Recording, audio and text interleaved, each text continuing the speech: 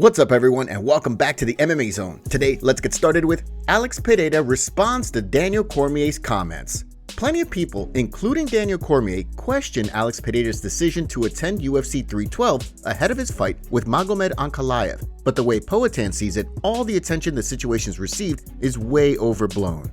And before we continue, make sure to leave a like on the video to help support the channel. As you probably know, Pereira was in the corner for Sean Strickland when he battled Dricus du Plessis for a second time at UFC 312. As you may recall, UFC 312 took place in Australia, which meant that Pereira was doing some serious traveling not far out from his March 8th fight with Ankalaev. Well, as noted, some fans and pundits like Cormier questioned whether Pereira should have just stayed back in the US in order to focus on training for the fight.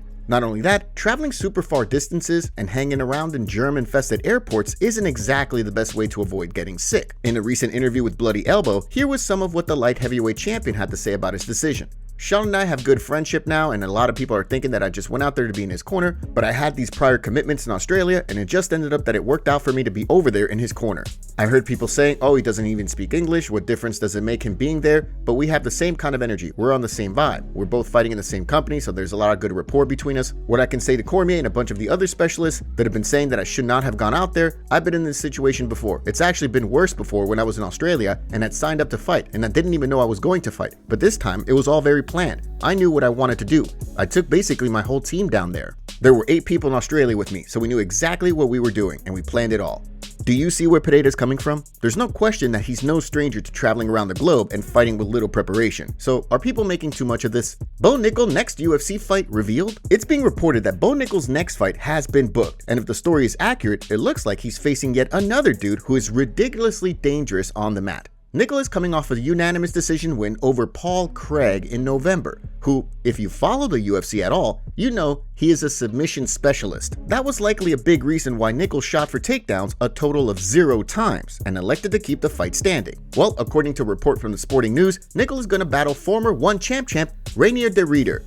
The exact date for the fight, however, has yet to be finalized. So if you're more of a casual fan or haven't seen de Ridder fight yet, you won't know that he's been one of the most dangerous submission artists in the game. Both of his UFC wins to date have come via chokes, and in both cases, the Dutch fighter submitted Brazilian Jiu-Jitsu black belts in Gerald Meerschaert and Kevin Holland. All this to say that don't be surprised to see Nickal employ the same strategy that he employed against Craig, which we should also note was widely booed at the event. It's also worth noting that Nickal is no longer ranked in the UFC's middleweight division. The number 15 spot was interestingly taken by de Ridder just recently. Michael Chandler reacts to Dustin Poirier's comments. Recently, Dustin Poirier blasted Michael Chandler and claimed that the former Bellator champion is fake and a cheat. Well, now, Chandler has reported he could care less about what the Diamond thinks of him. Chandler and Poirier have some history, as the two fought back in 2022, and Poirier won via a 3rd round submission. More recently, Poirier appeared on the Out of Pocket with RG3 podcast, and the former interim champion proceeded to claim that Chandler was fake. He also accused Chandler of using dirty tactics in their fight, like fish hooking, which wasn't the only time the veteran's taken heat for committing fouls. Well, since then, Chandler was a guest on the Zach Gelb show. While talking about Poirier's recent comments, here's some of what Chandler had to say. I don't respond, I don't lose a wink of sleep thinking about Dustin Poirier and how he thinks about me. Unfortunately, I live rent-free in his head, and he does lose sleep over me. I don't think about him. When you ask, what do you think about it? I don't. It's no big deal, we'll keep on moving on. Not everybody's gonna like you, and that's just fine by me. Now, Chandler was also asked if he would be interested in fighting Poirier in what the Diamond has announced would be his retirement fight. Not surprisingly, Chandler said that after his UFC 314 bout with Paddy Pimblett, he would be down for a rematch. But it would be kind of surprising if Poirier went this route. There seems to be a lot more interest in him running it back with someone like Justin Gaethje, or for Poirier to finally throw hands with Nate Diaz. What do you think? Joaquin Buckley sends a warning to UFC roster. Joaquin Buckley has yet to be booked for his next scrap, but it certainly looks and sounds like the welterweight isn't spending too much time away from the gym these days. In fact, recently, Buckley put the division on notice that he's coming for the belt, and that means contenders are going to get hurt. Buckley is coming off a TKO victory over longtime contender Colby Covington in December, which was his 6th straight win. Although the fight was stopped due to a cut Colby incurred, and Chaos insisted he was turning things around in the fight, the consensus is Buckley was headed to victory regardless. The pivotal victory moved Buckley into the number 6 ranking in the welterweight division, and so he's on the verge of title contention. In a recent video the powerful fighter shared, not only did he relay to Belal Muhammad he wants the belt, Buckley also delivered this memorable warning. I'm trying to change my life, bro. This is real, man. I'm trying to take care of my grandmother. It take 24-hour service to take care of my granny, bro. Get the services for my kid. Everything. Motherfucker ain't sweet. 15 fights still ain't sweet. I want all of that, man. I'm not playing with no body, bro. When I say I really want to hurt somebody, that's exactly what the I'm gonna do, because y'all keep playing. There's a different type of game. It'll be interesting to see who the UFC books to face Buckley next. Since Belal, the champion, and Jack Della Maddalena aren't supposed to fight until UFC 315 on May 10th, there's a very good chance that Buckley will be tapped to fight someone else in the interim. The question is, who could it be? Buckley has already called for a fight with Kamaru Usman. Could the UFC go that route? And if they do, who do you think would win? JDM will beat Belal Muhammad, according to Robert Whittaker.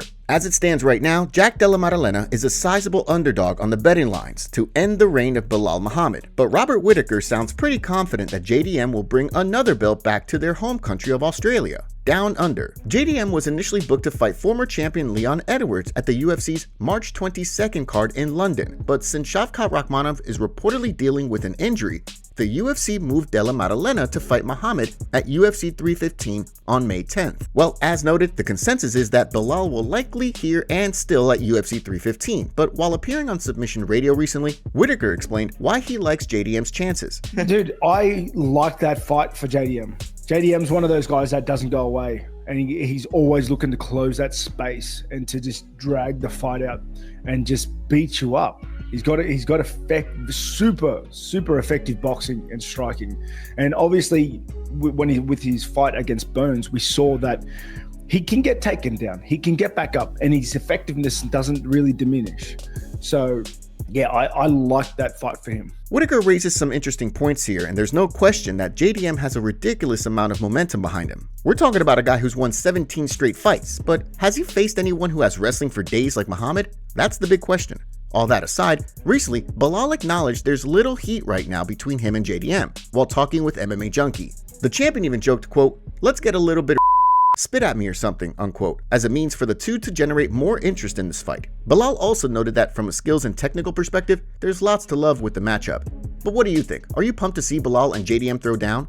Islam Makhachev's right for not wanting to fight Ilia Topuria? Islam Makhachev has let it be known that he's not overly interested in fighting Ilia Topuria, and Matt Brown understands the lightweight king's position. Even before Topuria vacated the featherweight belt, Makhachev was answering questions about the possibility of fighting the renowned featherweight. Topuria had repeatedly said he plans to move up to lightweight to challenge for that division's crown.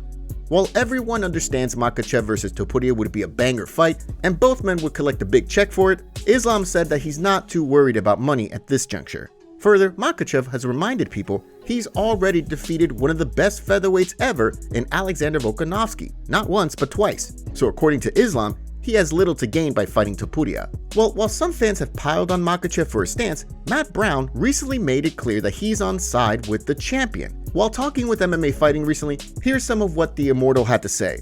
"If I'm Islam, I don't take that fight. I don't try to make that fight happen. I totally agree with what he said. I don't need to fight another blown up 145-pounder. He already did that too with the Alexander Volkanovski fights. I heard Islam had said that. I don't need to fight another blown up 145er. I think he's got a great point there. What Ilia has done, I feel like he has earned to fight for a title in basically every division too though. But I agree, let him fight one and earn his way to the title." What's your take on all this? Do you agree with Makhachev and Brown? And should Topuria have to face a top lightweight before getting a title shot?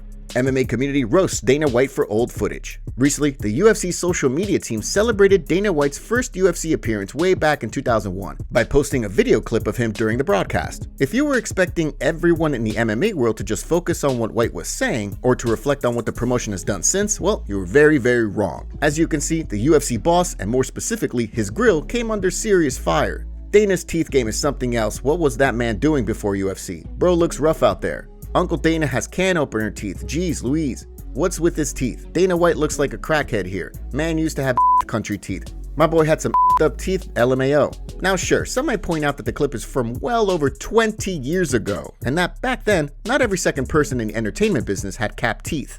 Alex Pereira sends a warning before UFC 313. Magomed Ankalaev took shots at Alex Pereira during the UFC countdown video and claimed that him fighting during Ramadan will only make him stronger. He said, "During this month, we Muslims are obligated to fast, and Alex knows that. He thinks he has some chance to beat me, but I think we will prove the opposite." He went on to say that Alex only has one way of winning at UFC 313. Alex has one signature move. He has that left hook. He thinks that we don't understand that, but I'm smart enough to win. Alex responded to this by posting to his Instagram account with a selfie in the mirror and a caption that said, "Ready to UFC 313 is in just a week, and Alex seems to be ready to go already in his traditional shaved head style look. Who do you think will win in the matchup, Alex or Magomed Ankalaev? Merab audition tape leaked. Merab auditioned for a music video and the footage was released. Let's just say he should stick to fighting." Merab just auditioned for our music video. Hello, I am Merab That's the bit. UFC bantamweight champion, and I will be auditioning for Who We Are music video. And I love dancing much as I love fighting.